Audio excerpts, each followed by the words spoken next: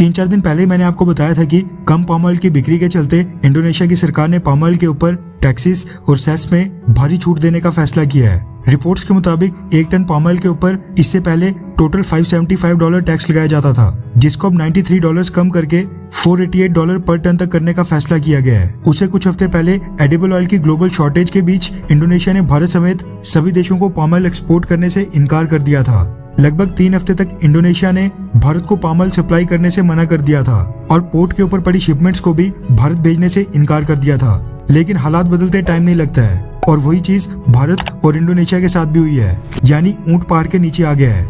दरअसल इंडोनेशिया में व्हीट यानी कि गेहूं की भारी शॉर्टेज हो चुकी है, जिसके चलते अब भारत नहीं बल्कि इंडोनेशिया हमसे मदद की गुहार लगा रहा है और इंडोनेशिया की सरकार की तरफ से रिक्वेस्ट आई है कि भारतीय सरकार इंडोनेशिया को गेहूं एक्सपोर्ट करने की परमिशन दे। लेकिन भारतीय सरकार भी इंडोनेशिया को सस्ते में छोड़ने के मूड में बिल्कुल नहीं लग रही है और भारतीय सरकार ने इंडोनेशिया की गवर्नमेंट के सामने एक बड़ी मांग रख दी है। हुआ ये कि इंडोनेशिया की सरकार ने 3 हफ्ते के बैन के बाद भारत को पाम ऑयल सप्लाई करना तो शुरू कर दिया, लेकिन अपने देश की पाम ऑयल की कंपनीज के लिए एक कंडीशन रख दी। नई पॉलिसी के मुताबिक इंडोनेशिया की पाम ऑयल की कंपनीज वहाँ की लोकल मार्केट में जितना पाम ऑयल बेचेंगी उसके 5 गुना ही उनको एक्सपोर्ट करने की परमिशन होगी।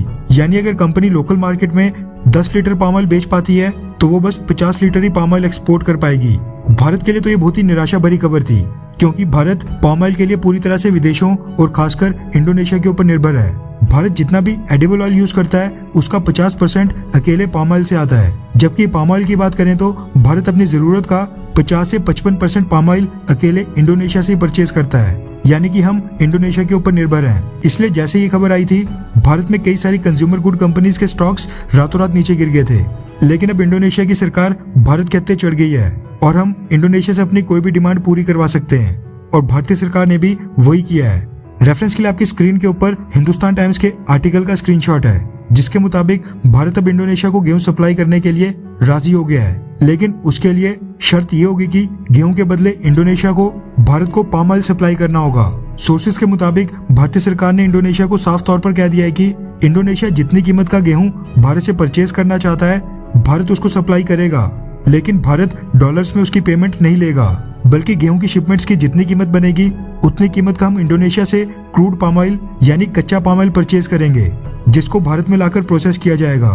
रिपोर्ट्स के मुताबिक भारतीय सरकार चाहती है कि इंडोनेशिया इस चीज के लिए भारत के साथ बकायदा एक गवर्नमेंट टू गवर्नमेंट डील भी साइन करे, ताकि फ्यूचर में इंडोनेशिया इस एग्रीमेंट से ना मुकरे।